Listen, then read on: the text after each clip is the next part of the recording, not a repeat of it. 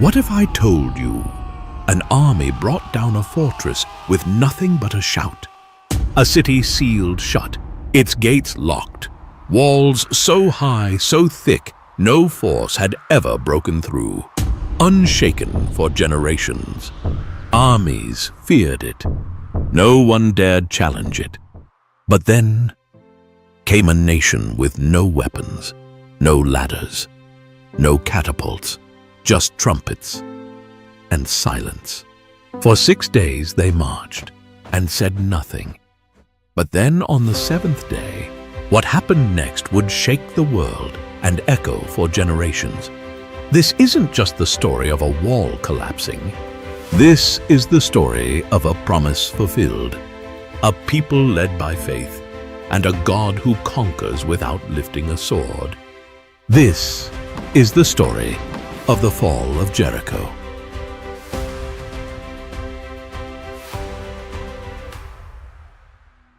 After 40 years in the wilderness, the journey was nearly over. Israel had crossed the Jordan on dry ground. The river that once stood between them and the Promised Land had parted by the hand of God. Their feet touched Canaan's soil for the first time. Joshua now led the people, a new leader for a new chapter. Behind him stood a nation shaped by manna, miracles, and mercy. Ahead of him loomed a city like no other, Jericho. Its walls towered above the plains, a mighty fortress city with high, impenetrable walls, gates locked, watchmen alert. No army had ever breached it. To Canaan, it was an unbreakable fortress. To Israel, it was the first test of promise. It stood as an intimidating obstacle on the path God had laid out for them, heavily guarded. Feared throughout the region, no one went out. No one came in. Jericho closed itself off, not because of Israel's weapons, but because of the God they served. But this battle would not be won with swords. It wouldn't be won with strength, because the war for Jericho belonged to the Lord. Before the people ever stepped foot into Canaan, Joshua had quietly sent 2 men ahead from their camp at Shittim to scout out the land, especially Jericho. The men crept through the darkened valleys and approached the great city quietly. As they entered Jericho, their path brought them to a modest house nestled into the city wall itself. The owner was Rahab, a woman known in Jericho, though not for noble reasons. She was a prostitute, living on the margins of society. But why Rahab? Why would God choose a prostitute, a woman so overlooked by society, to play a part in his plan as his instrument? Rahab was no ordinary woman. Though her profession placed her outside respectability, she had heard the stories. Stories of a God who split the Red Sea, who provided manna from heaven, and who conquered mighty kings like Sihon and Og on the east of the Jordan. Her heart was stirred with awe and reverence. She believed that this God was unlike any other.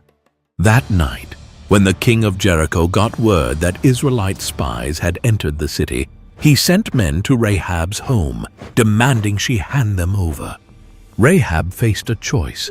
She could betray the strangers and save herself, or protect them and risk everything. With a courageous heart, she hid the spies on her roof under stalks of flax, and claiming that the men had already fled, she sent the king's soldiers on a wild chase outside the city.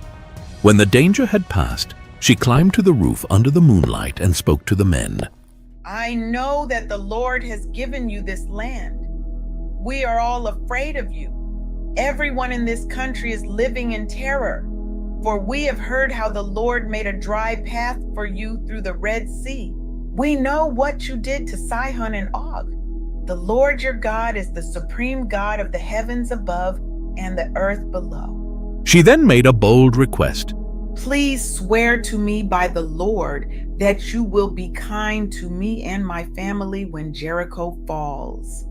The spies, moved by her faith, agreed. They gave her a simple sign, a scarlet cord to tie on her window. They said to her, Hang this cord on the window facing the outside wall and gather your family inside your home. When the Lord delivers Jericho, no harm will come to you." With that, Rahab helped them escape, lowering them down through a rope outside her window. The men fled into the hills, hiding for 3 days as Jericho remained sealed tight. Then they returned to Joshua with one message: "The Lord has truly given all this land into your hands." Now, as the Israelites stood on the other side of the Jordan, that old report from the spies echoed in Joshua's mind. Encouraged by their words, he began to prepare the people for battle. But what came next was not a traditional military strategy. There would be no ladders, no battering rams, no siege towers. Instead, God gave Joshua a most unusual instruction. "March around the city once every day for 6 days. Have 7 priests carry trumpets of ram's horns in front of the ark. On the 7th day, march around the city 7 times, and then blow the trumpets. When you hear a long blast, have all the people shout with a mighty shout. Then the walls of the city will collapse." It sounded absurd, childlike even. But Joshua knew God's ways were higher than man's understanding. So he gathered the people and shared the plan. By the way, if you find any of these videos interesting, meaningful, or enjoyable, please consider subscribing. These take a long time to make, and it really helps out. And if you love what we're doing and want to go a step further, you can now become a channel member. Your support helps us reach more people with God's Word through powerful animation. Just click join and be part of the mission. On the first day, the people of Israel assembled in quiet obedience and determination. Under the watchful eyes of Jericho's guards, they marched in perfect formation around the city's walls. At their forefront, 7 priests carried the Ark of the Covenant, the sacred symbol of God's presence among them. As the procession advanced, the only sound to pierce the heavy silence was the deep, haunting blast of 7 ram's horns, echoing like a divine call through the air. The guards peered from the city walls, puzzled by the strange procession. By the 2nd and 3rd days, the soldiers on the walls began to sneer and mock. "Is this some childish ritual? No attack, no fight. What trick is this?" But by the 5th and 6th days, laughter turned to unease. The endless circling, the silence except for the horns. It was no ordinary battle. The mood in Jericho changed. Markets emptied. Windows closed. Fear started to ripple through the soldiers as they stood stiff on the walls, their eyes fixed on the Israelite camp. They marched, and still not a word was spoken. They marched, and Jericho watched. The stage was set. The people of Israel had obeyed. The ark had been carried. The priests had sounded their horns. And the walls waited.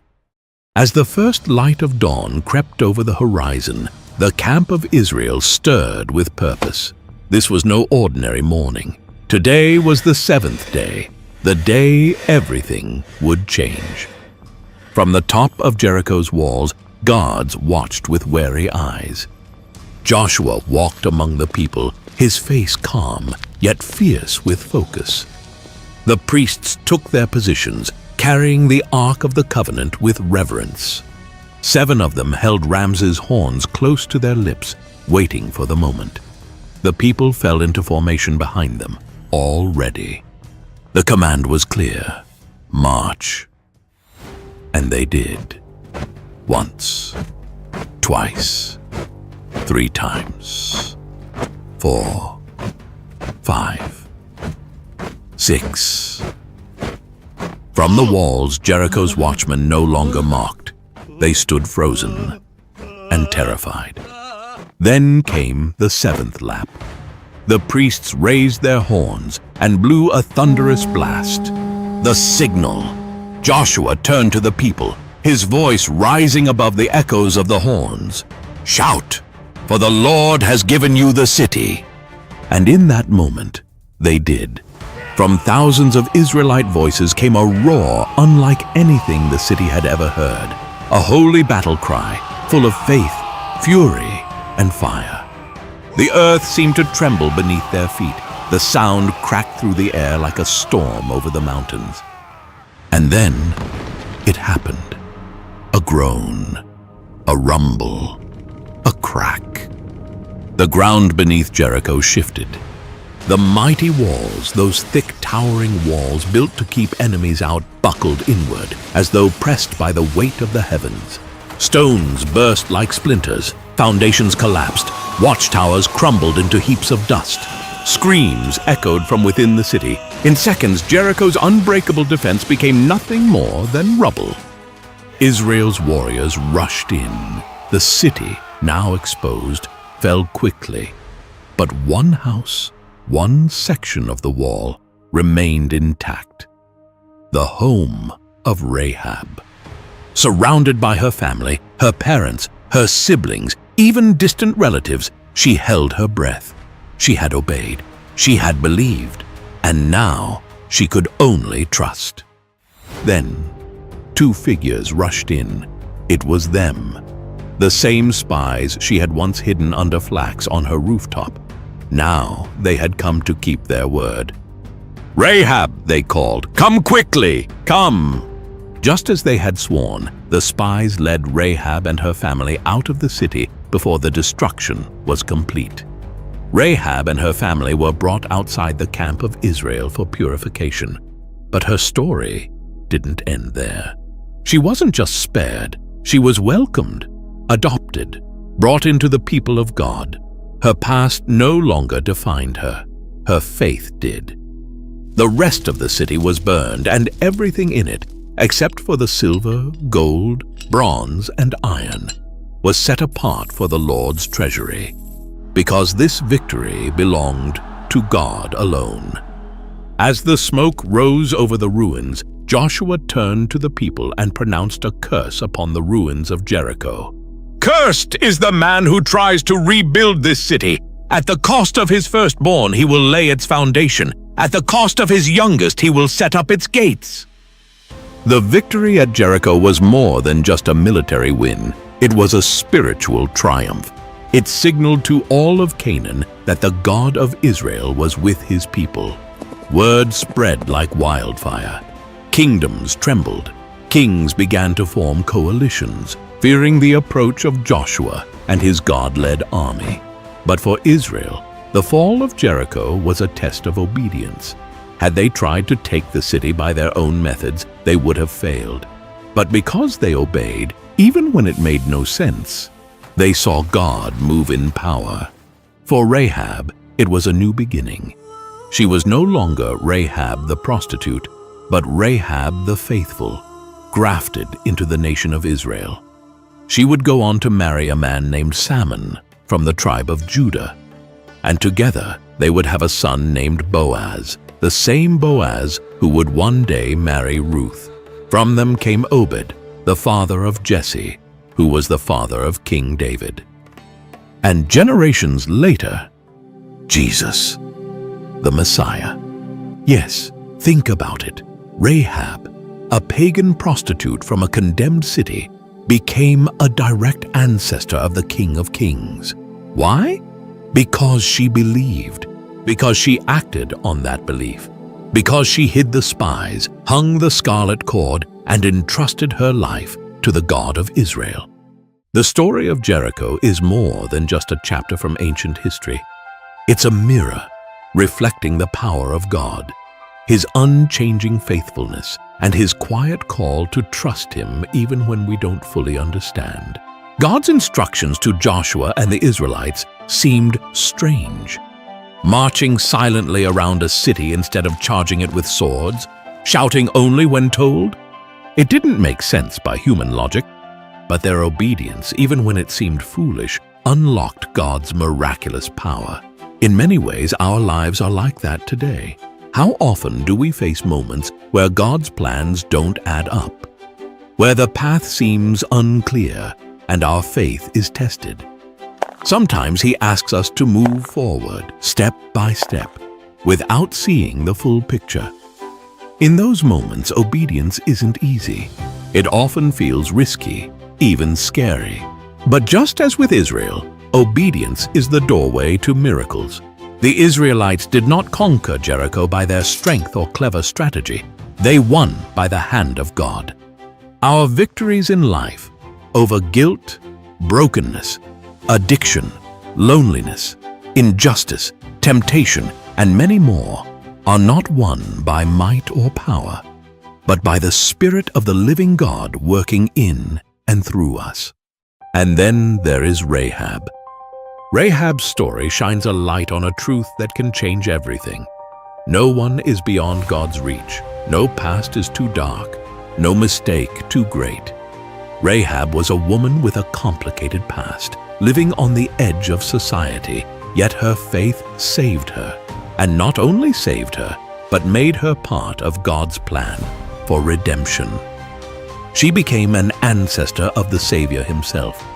Her story whispers hope to anyone who feels unworthy or forgotten, that God sees beyond who we were and calls us into who we can become. So, what walls are standing in your life today? Fear? Doubt? Past mistakes? Like Jericho's walls, they seem unbreakable. But when faith meets obedience, when you trust God beyond what you can see, those walls begin to fall. When God leads, victory comes. Trust Him beyond your understanding and watch what He will do.